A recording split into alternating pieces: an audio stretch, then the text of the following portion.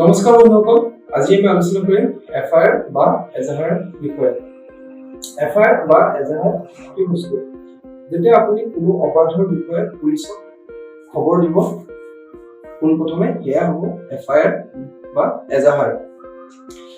কিন্তু বহুত ক্ষেত্ৰত আমি দেখিবলৈ পাওঁ যে পুলিচে এফআইআৰ ল'বলৈ অমান্তি হয়। তেনে ক্ষেত্ৰত আপুনি কি কৰিব? পোনপ্ৰথমে আপুনি জানি লওক আপুনি এফআইআৰ ক'ত দিব পাৰিব। বহুতে ভাবে যে যি ঠাইত ঘটনা হৈছে সেই ঠাইৰ ওচৰৰ থানাতহে এফআইআৰ দিব পাৰিব, কিন্তু তেনেকুৱা নহয়। যদি আপুনি কোনোবা ঘটনাৰ খবৰ পায়, আপুনি যিকোনো থানাতে এফআইআৰ দিব পাৰিব। পুলিচে তেনে এফআইআৰ ল'ব আৰু য'ত ঘটনাটো হৈছে তাৰ ওচৰৰ থানালৈ তেনেকুৱা এফআইআৰ ফৰৱাৰ্ড কৰি দিব, যাক আমি জিৰ' এফআইআৰ বুলি কওঁ। এতিয়া আহক পুলিচে কি ক্ষেত্ৰত এফআইআৰ গ্ৰহণ কৰিব। এই বিষয়ে জানিবলৈ হ'লে আপুনি দুটা বস্তু জানিব লাগিব।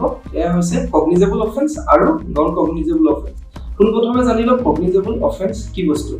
যেতিয়া পুলিচে কোনো ধৰণৰ ৱাৰেণ্ট নোহোৱাকৈ কোনো মানুহক গ্ৰেপ্তাৰ কৰিব পাৰিব, সেয়া হ'ব কগনিজেবল অফেন্স।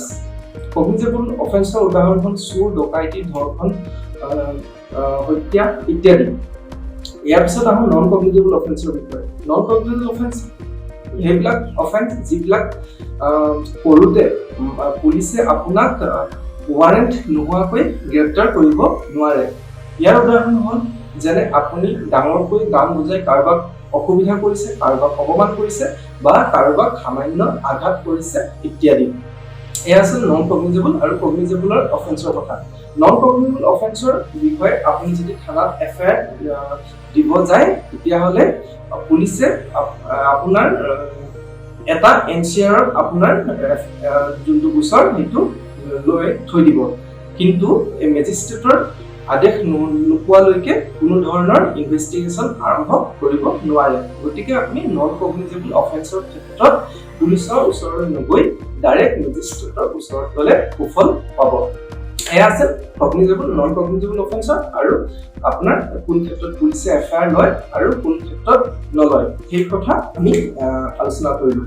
এতিয়া আহোঁ, যদি পুলিচে আপুনি কোনো ঘটনাৰ কথা পুলিচক অৱগত কৰিবলৈ যায় আৰু পুলিচে যদি এফআইআৰ নলয়, তেনে ক্ষেত্ৰত আপুনি কি কৰিব? এই ক্ষেত্ৰত কোড অফ ক্ৰিমিনেল প্ৰচিডিঅৰ আইনে আপোনাক কিছুমান ক্ষমতা প্ৰদান কৰিছে। ক্ৰিমিনেল প্ৰচিডিঅৰ ছেকশ্যন 154 পেৰা 1ত কৈছে যে আপুনি কোনো থানাত গৈ আপুনি পুলিচক যেতিয়া মৌখিকভাৱে কিবা এটা গোচৰ দিব, পুলিচে সেই গোচৰ লিখিত আকাৰে আপোনাক দেখুৱাব আৰু পঢ়ি শুনাব, আৰু সেই এফআইআৰ আপুনি চহী কৰিব লাগিব। এই হৈছে ছেকশ্যন 154 পেৰা 1 আৰু 154 পেৰা 2ত যদি কৈছে যে পুলিচে আপোনাক আপুনি দিয়া এফআইআৰ এটা কপি আপোনাক বিনামূলীয়াকৈ দিব। এয়া আছিল 154 পেৰা 2। আৰু এতিয়া 154 পেৰা 3। 154 পেৰা 3 কৈছে যে পুলিচক আপুনি যিকোনো কগনিজেবল অফেন্সৰ বিষয়ে অৱগত কৰিবলৈ যাওঁতে পুলিচে যদি তেনে এফআইআৰ ল'বলৈ অমান্তি হয়, তেতিয়াহ'লে আপুনি ডাইৰেক্টলি ছুপাৰিনটেণ্ডেণ্ট অফ পুলিচক এই কথা অৱগত কৰিব পাৰে। আপুনি তেনে কৰিবলৈ যাওঁতে বাই পোষ্ট, বাই মেইল বা তেখেতক আপুনি ব্যক্তিগতভাৱে লগ কৰিও সেই গোচৰ দিব পাৰিব। এই ক্ষেত্ৰত এছপি বা ছুপাৰিনটেণ্ডেণ্ট পুলিচে আপোনাৰ গোচৰটো চাব আৰু হয়তো যোনখন থানাৰ অচিৰ আণ্ডাৰত ঘটনাটো হৈছিল তেখেতক সুধিব যে কিহৰ কাৰণে এফআইআৰ লোৱা নাই, আৰু আপোনাক তাৰ বিষয়ে বুজাই ক'ব, আৰু যদি এফআইআৰ ল'ব পাৰে তেতিয়াহ'লে এফআইআৰ ল'বলৈ উচিত নিৰ্দেশ দিব। এতিয়া আহোঁ, যদি এছপিৰ ওচৰত যোৱাৰ পিছতো আপুনি সুফল নাপায়, তেতিয়া আপুনি কি কৰিব?